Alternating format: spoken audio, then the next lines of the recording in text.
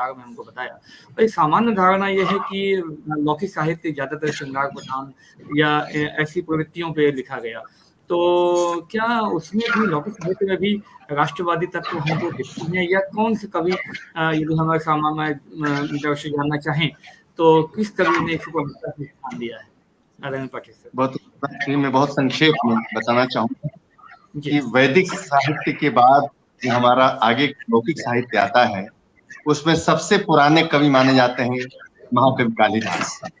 और महाकवि कालिदास ने अपने महाकाव्यों में और अपने नाटकों में और गीत काव्यों में हर जगह राष्ट्र की सुंदर संकल्पना की।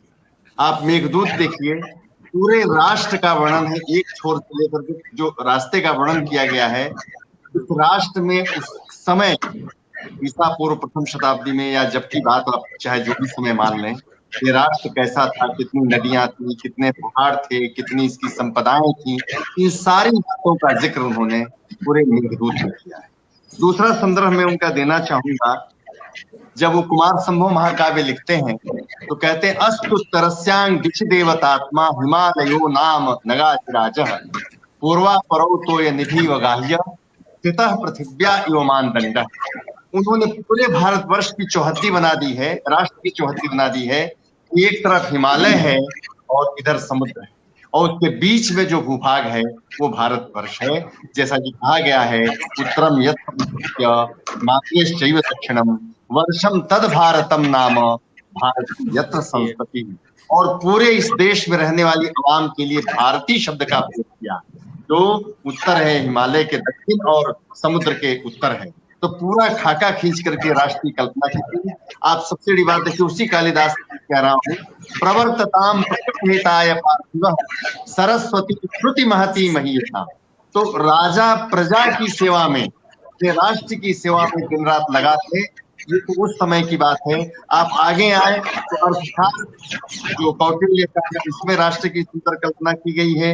वाल्मीकि रामायण के पहले एक सर्ग में तो सैकड़ों उदाहरण, एक सर्ग में पहले सर्ग का जो पहला सर्ग है पहले कांड का, 93वें श्लोक में कहा गया है कि न चापि क्षुद्रस् न तत्र तस्कर भयम तथा नगराणि च राष्ट्राणि धन धान्युतांच। भारत राष्ट्र में न किसी को चोरों से डर था।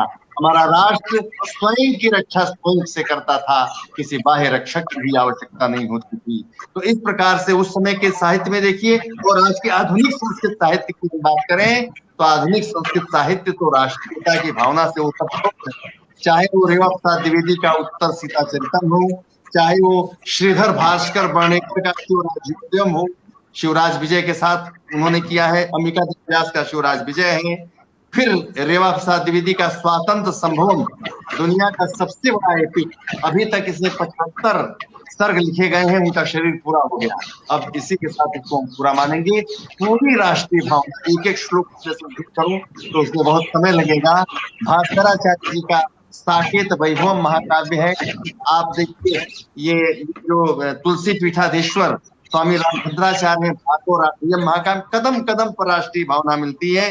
कुमार विजयम महाकाव्य है। इस प्रकार से रमाकांत पांडे की बड़ी प्रसिद्ध कविता है, भाति में भारतम, भाति में भारतम, भूतले भाति में नारतम भारतम। पूरे विश्व में प्रसिद्ध उनकी कविता आ गई है। श्रीनिवास रथ की कविता, कैसे वो आगाह करते हैं लोगों को। राधा वल्लभ त्रिपाठी हैं, बिंदेश्वर प्रसाद मिश्र हैं, राजेंद्र मिश्र हैं। आज का जो नया कवि है वो भी कहता है, इदं जनता दलं कांग्रेस दल नित्यस्ति संबुद्धम विहाय तान विवादान राष्ट्र भक्ति संततम किया। वो भी राष्ट्रभक्ति की बात करता है।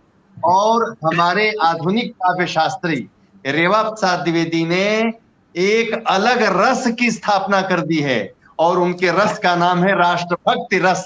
आप कल्पना करिए कि आज का जो संस्कृत साहित्य भी है वो भी राष्ट्रभक्ति रस को पूरा विभाव, अनुभाव, संचारी भाव, व्यभिचारी भाव, जितने भी हमारे आयाम हैं उसके कंपोनेंट्स हैं, सारे कंपोनेंट्स बता, बस यही इसी को बता के मैं पूरी कर लूंगा इस बात को। वो कहते हैं स्थायी भाव क्या है राष्ट्रभक्ति का। वो कहते हैं कि राष्ट्र के प्रति अनुराग, स्थायी भावों से राष्ट्रस्य अनुराग हितावह।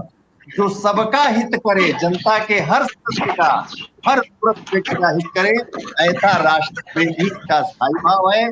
विभाव दो होते हैं, आप लोग जानते हैं, आलंबन और उद्दीपन। तो आलंबनम च राष्ट्राय जीवनाहुति ही, राष्ट्र के लिए अपने जीवन का उत्सर्ग कर देना इसका आलंबन विभाव है।